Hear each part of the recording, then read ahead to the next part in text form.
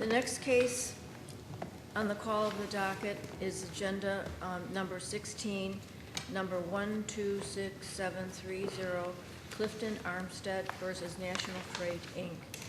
Mr. Ratzak.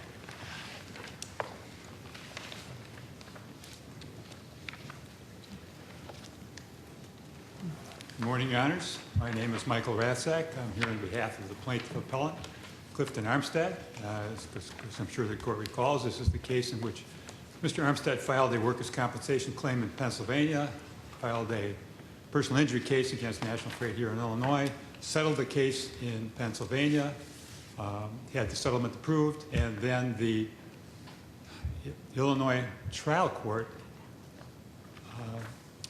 rejected collateral estoppel but found a judicial admission.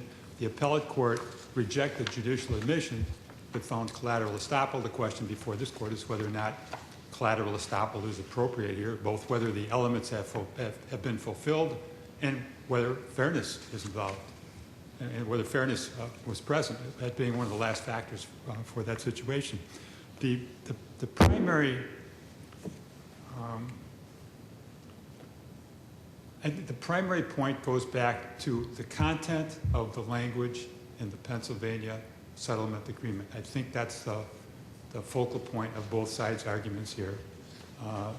The difference in this case between all the other cases that I think have been cited to the court is that in the Pennsylvania case, there was only one issue listed in the documents. That's whether or not the injured employee understood what was happening, essentially. There was only one finding of fact by the workers' compensation judge there, and that's that Mr. Armstead, in fact, did understand. And the third is that the order of the court there specifically, as I'm sure the court is aware, specifically said this is not a finding on the merits, it's not a determination on the merits, it's not to affect anything else. I can't prove it, but I strongly suspect the reason that they have that language there is that, as described in some of the amicus briefs, processing workers' compensation settlement contracts is an onerous job for the commission there, just as it is the commission here. The court has seen the number of documents involved, and I think the people involved there are well aware that not everything in every one of those documents has been perused by both lawyers from both sides. They are there to settle the case. And moving from that, then, to the requirements for collateral estoppel, moving in from that, this court's Talarico case set the elements. There has to be an identical issue decided in both cases. Well, our point is nothing was decided in Pennsylvania other than that the employee there understood what the process was about. There's no judgment on the merits because the document there never addressed the merits of the case, and the court specifically said, we're not deciding the merits. Mr. Armstead's the same party, so that's fulfilled.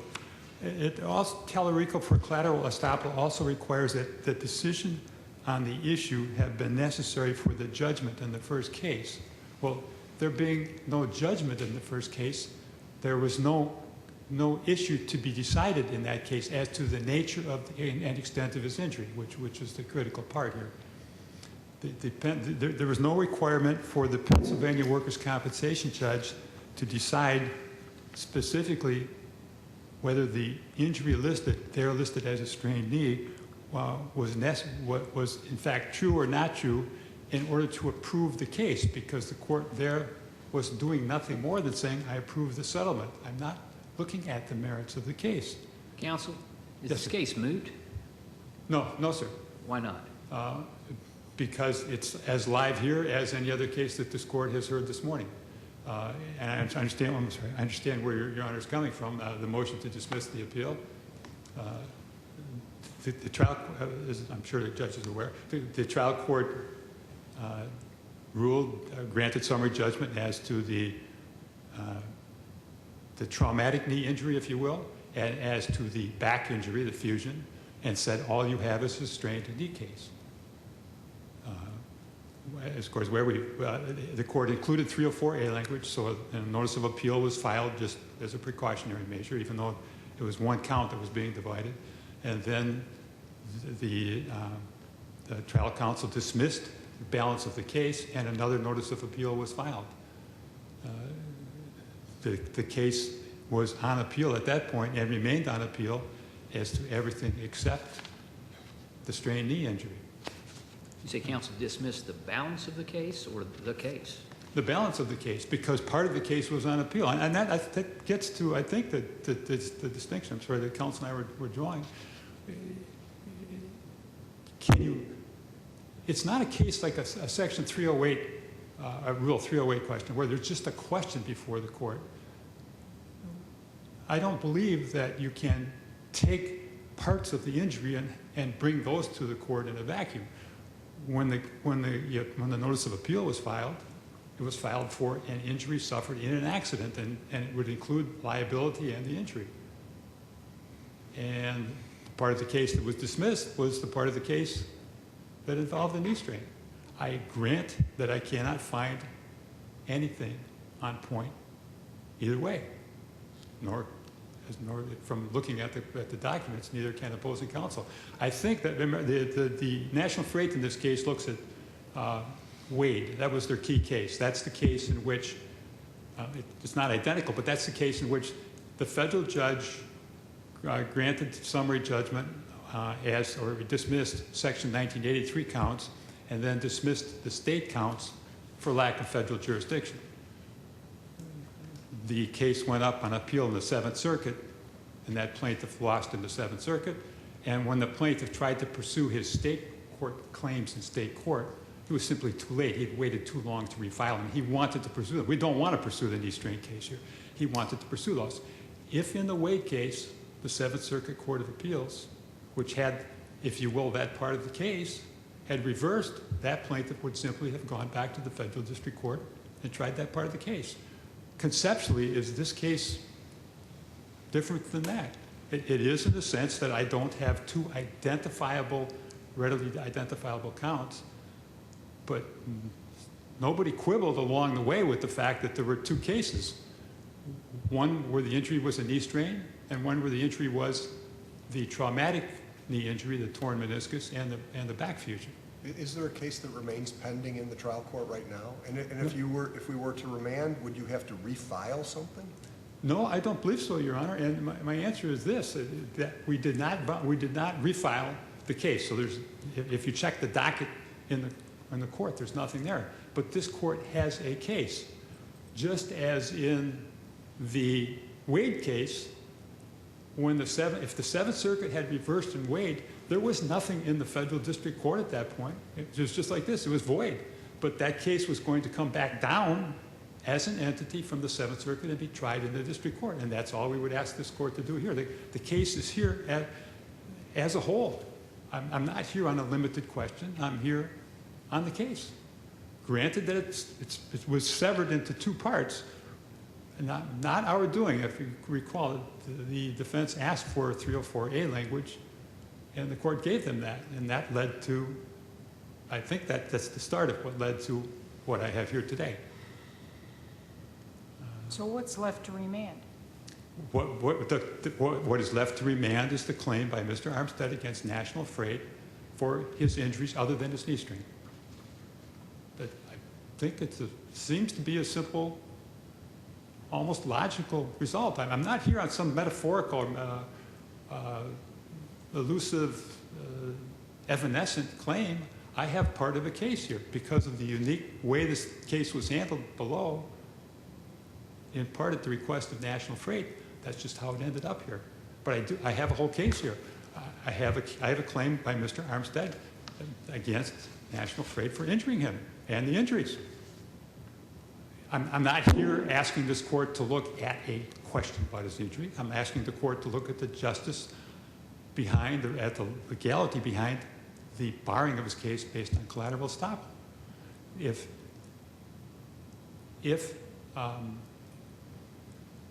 If the case had been refiled after the voluntary dismissal, I had to think about it. If the plaintiff's attorney had refiled the case in the trial court after the voluntary dismissal and then said, I just don't want to proceed with this. It's an East Drain case. Well, I'm not going to do it, and had dismissed it, we would be in the same posture. I would be here on this case, and there would be nothing in the circuit court.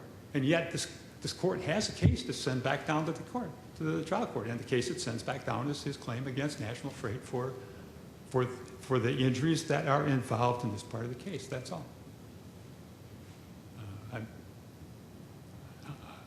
Unless there are further questions on that part of the issue, I've pretty much exhausted, to best I can, explaining the very unusual circumstance here.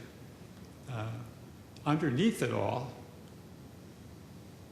I go back to Rule 366, and it allows this court to pretty much take a look at cases and make sure that the final result is a fair result, given what I gather is the unusual nature of how this case is specifically here.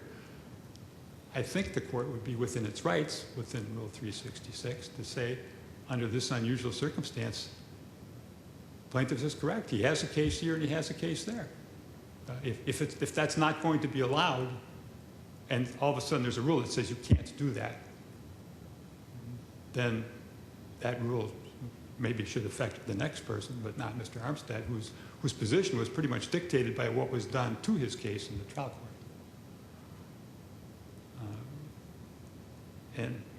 Transitioning back, if I could, just to the collateral estoppel question, Tallarico said you have to actually litigate the issue in the trial court, and there was no litigation in the trial court. In the Pennsylvania trial court, the judge there said it wasn't litigated. We know it wasn't litigated. And finally, Tallarico said, and I think maybe it goes back to how the same point that we're asking the court to look at with respect to the unusual status of this case before this court, is that it's supposed to be fair. Collateral estoppel is an equitable remedy. And Tallarico and the other cases have said it has to be fair, and it has to, and fairness involves whether or not the injured party had the motivation to vigorously pursue the claim. Does actual litigation have to take place? That's what Tallarico says, Your Honor. Well, I mean, the appellate court didn't read it that way. The appellate court reads Tallarico as saying that there just needs to be the incentive and opportunity to litigate, but actual litigation need not It's take not place. necessary. And that's what I disagree with. Unless this court is going to further define Tallarico, Tallarico has always read, for collateral estoppel, not res judicata, but for collateral estoppel, you need to have the issue actually litigated. And I think that's because you can't litigate an issue in a vacuum. You can only litigate an issue if the whole claim is being litigated, because the whole claim, I don't think anybody's arguing the whole claim was litigated there, because we know it wasn't. Then you can't go to a court and say, I don't want to argue my claim, but I do want to get a ruling on this issue. I don't believe that's procedurally going to be allowed anyplace. So if that somehow addresses your Honor's question there as to litigation. The other question is, did he have a reason to litigate there? I would ask the court, why would he? The purpose of Section 449, if you look at the statute itself, the primary purpose is to make sure that the workers' compensation judge makes sure that the employee understands what's going on. And if I was the workers' compensation judge and Mr. Armstead was in front of me, I would say, Mr. Armstead, you understand your case is being settled. Yes, you're getting $110,000 for a knee strain. Yes. You understand that this settlement is, that this procedure today is not a determination on the merits. It's not. Yes, I understand it. This case will not affect any other case. That's correct. This case will not affect the obligations of any third party. The answers to those are all yes. In light of all of that, what possible motivation did Mr. Armstead have to say, I would rather crank my whole case through here? And there's a further problem with it here that's different than the other cases. This is a statutory remedy in Pennsylvania. It's not a complete remedy. It's a workers' compensation remedy. At the same time, everybody in that room was aware that this case, the one I have here right now before this court, is going to be a real claim, a full claim against the tortfeasor, and all the damages are going to be recovered. And the employer there, because it's a statutory liability, is going to get its money back, as will whoever paid the medical bills for all of this. In light of all of that, would it not be reasonable for whoever is sitting in Mr. Armstead's seat to say, why would I want to litigate here when the real case is back in Illinois? And everybody knew about the case in Illinois. Everybody involved there understood exactly what was happening. As a matter of fact, by the time the settlement occurred, this case had been filed. So Maybe this case would have been a reason to fully litigate. I mean, maybe that would be a part of the incentive to fully litigate all the injuries. in Pennsylvania. Right. To fully, I mean, instead of giving up on some of the injuries, to fully litigate and get as big an award, workers' comp award as possible for all the injuries sustained in a single accident. But, Your Honor, just the key to as big as possible. As big as possible is not the award that's going to be entered here. The award entered here, almost by definition in workers' compensation cases, is going to always be much larger than the workers' compensation award. He can't get all of his compensation in a compensation award. It's almost unheard of because of the nature of the statute. We surrender the right to a high award to full damages in exchange for always getting paid. And I think that's the answer to that question right there, is that given what's going to happen here, why would he want to do anything there, especially when the judge there said this isn't going to affect anything. It all comes together, I believe. You have a judge looking at me, and I'm an employer, saying nothing here is going to affect anything there. At that point, why would Mr. Armstead want to do anything else? And there's a final fairness argument. Unlike most of the collateral estoppel cases, you almost always see this come up in commercial cases where there are completely separate claims against different entities.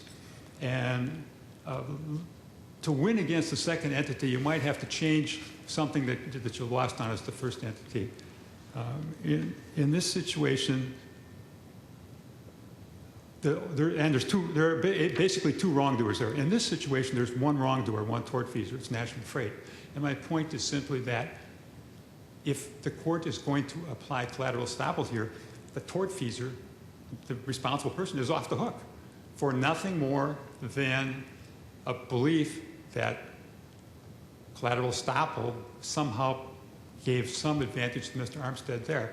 And it goes back to a point that I did not start with. Collateral estoppel is an equitable remedy.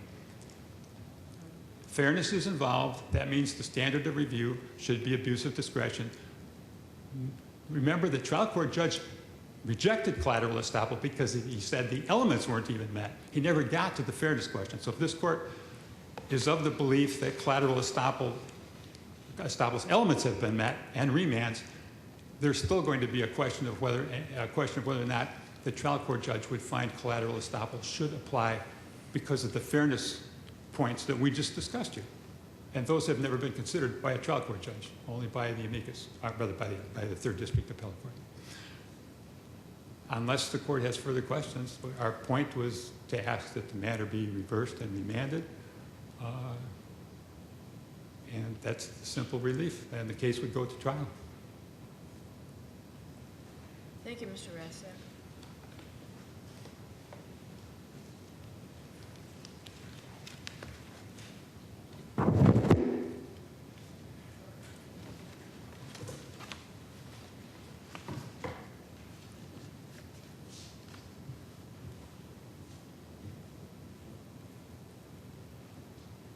Mr. Garrett Baum.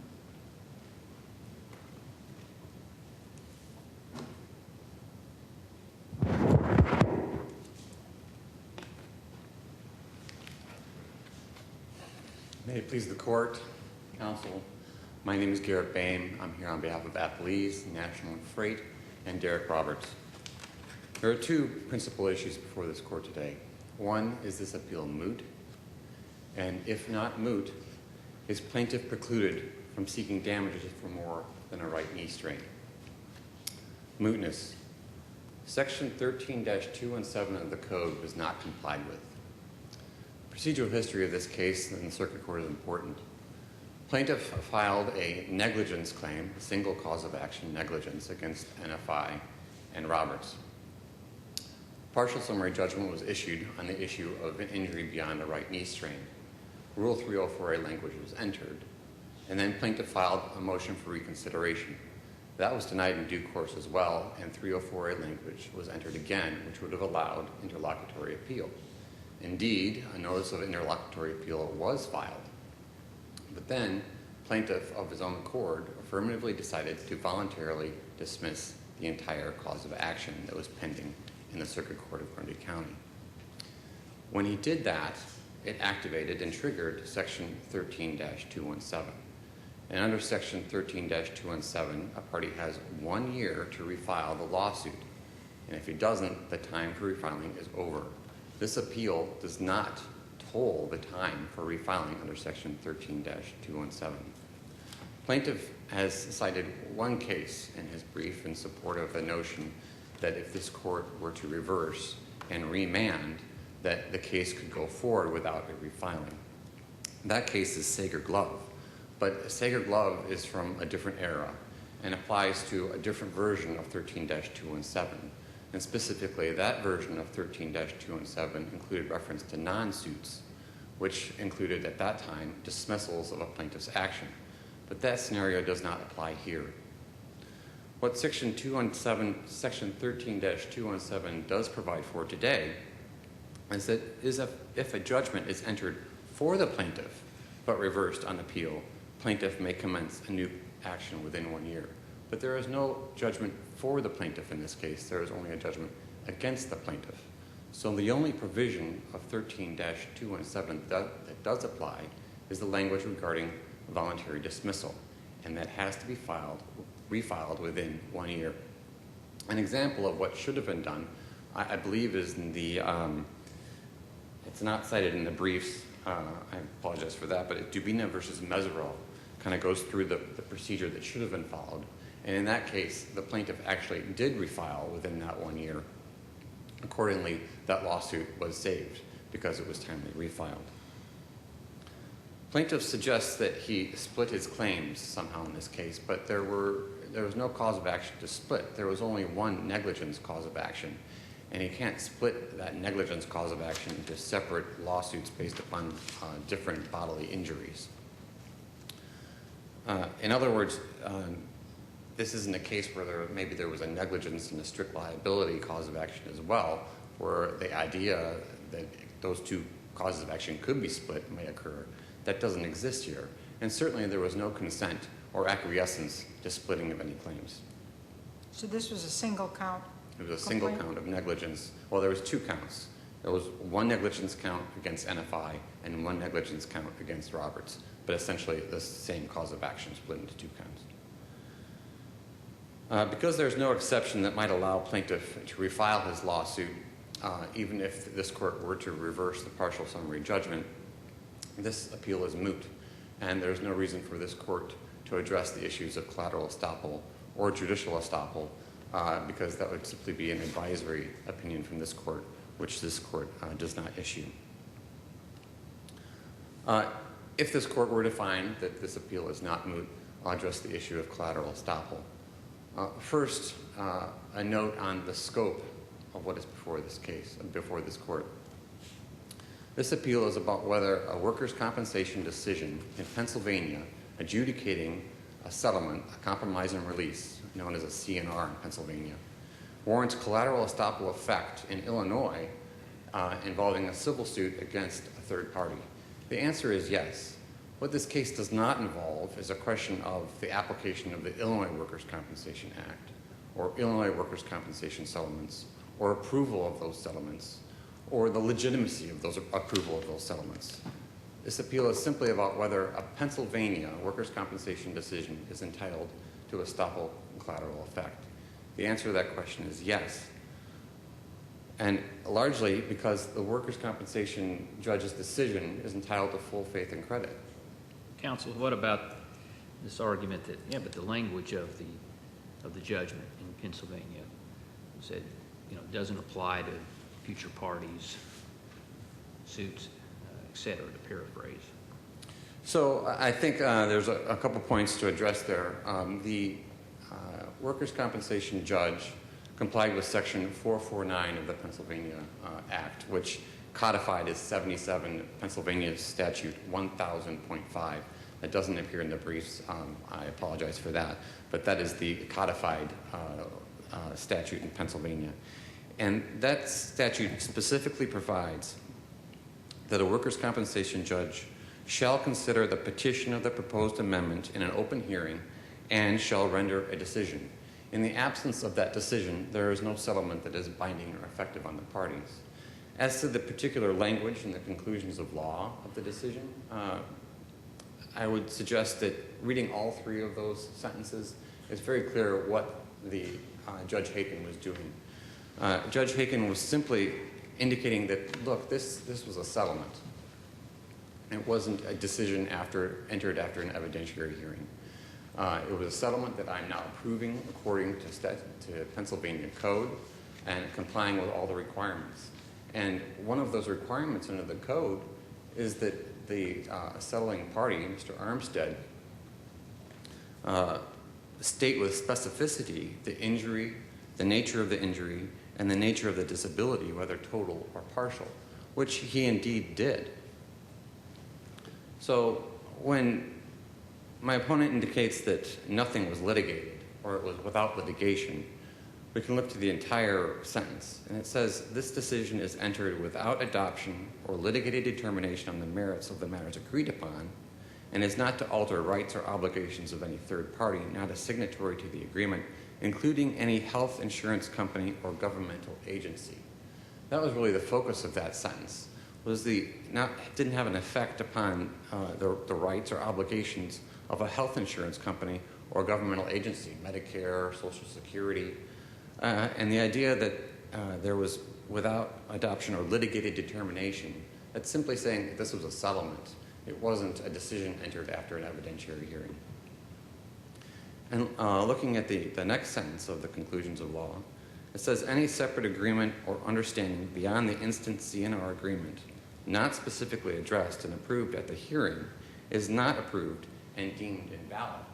Well, that, of course, suggests that what was heard before the workers' compensation judge was deemed valid, and that is the terms and conditions of that settlement agreement. My opponent suggests that it was not fair to apply collateral estoppel in this case, and cites the Tallarico case. But Tallarico was a glaringly different case with glaringly different circumstances. In Tallarico, there was a medical student that had a severe case of acne. He was then given a subscription for Accutane. Unfortunately, that caused him to act out criminally. He took a taser to a forest preserve and he tased a 15-year-old male and then a 25-year-old male and sexually assaulted him. He was looking at serious criminal time because of serious criminal charges. Somehow he was able to negotiate a guilty plea, which provided for only 1 year of probation and no jail time. And afterwards, Tallarico filed a civil claim against third parties saying that the Accutane caused him to act criminally. There are three major differences between Tallarico and this case. In Tallarico, there was no incentive to litigate the crimes because to take the plea, he avoided jail time altogether. If he had litigated the accusations against him, the criminal indictment against him, he could have ended up in jail. Armstead, on the other hand, had every incentive to litigate his workers' compensation claim and maximize his recovery. Number two, whether Accutane caused Tallarico's criminal behavior was not decided. That was not conceded. It was not conceded that Accutane did not cause his criminal behavior in the guilty plea. Armstead, however, in the settlement agreement here, did concede that his injury was limited to a right knee injury. And third, whether Accutane caused Tallarico's criminal behavior became a sideshow, as this court referenced it, in the guilty plea proceedings. However, the same is not true here. The nature and extent of Armstead's injury was critical to the settlement agreement and the decision approving that settlement agreement under Pennsylvania code. The two cases simply aren't the same. But how has Tallarico been applied in civil circumstances since then? That would be the Richter case. In Richter, the appellate court said, the incentive to litigate might be absent where the amount at stake in the first litigation was insignificant or if the future litigation was not foreseeable. Richter found that a settlement agreement above $100,000 was not an insignificant amount. Here, we again have a settlement agreement above $100,000. And the future of litigation was definitely foreseeable. In fact, the case in Illinois had already been filed during the pendency of the workers' compensation case in Pennsylvania. So the principle guiding this court's analysis should be that Armstead should not be allowed to certify certain facts in Pennsylvania and indicate and certify his understanding of the legal impacts of the terms of a settlement agreement, and then turn around and spin a different tale in the circuit court in Grundy County, Illinois. With that, I don't have any further comments unless there's questions from the court. Ask this court either to dismiss the appeal as moot or to affirm the appellate court. Thank you. Thank you, Mr. Payne. Mr. Rathsack?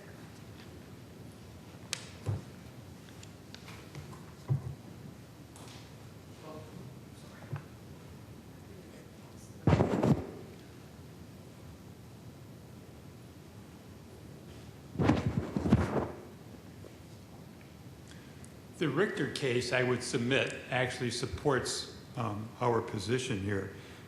The Richter court was careful to note that the settlement contract that they were talking about said that it was not, that said it was a very broad statement in that settlement contract. The statements herein, not any general thing about this settlement, the statements herein are not binding if not approved by the settlement. The implication from Richter is that if the statements were binding, if the document was approved, the statements would be binding. That is so different than our case, where that court said, none of this is binding. I approve it, and it's not binding. The difference between the language in Richter, which leads to the result there, is completely different than the language in the Pennsylvania agreement. And if we look back to Tallarico, it's going to bring back the fairness issues that we talk about there. When they say that there was a motivation to try the case in Pennsylvania, it was not actually litigated, and we know that. And all that was going to happen if that case went to a hearing as a claim as a whole, not as an issue, was basically going to set the amount of the workers' compensation lien. It's just going to be a paper transaction.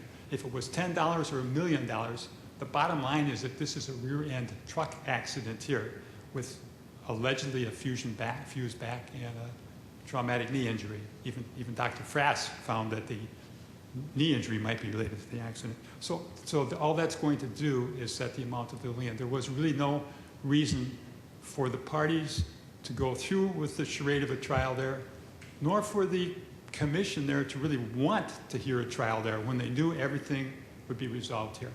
Everybody was aware of that. And just going back, there was only one finding of fact in Pennsylvania, and that was the only finding of fact in Pennsylvania, and it's in the order. There's one finding of fact, and that's simply that Mr. Armstead understood the nature of the proceeding. That's it. That's hardly a decision on the merits by any case that anybody has cited to this court. Unless the court has further questions, I thank you for your time. Thank you, Mr. Rathsack.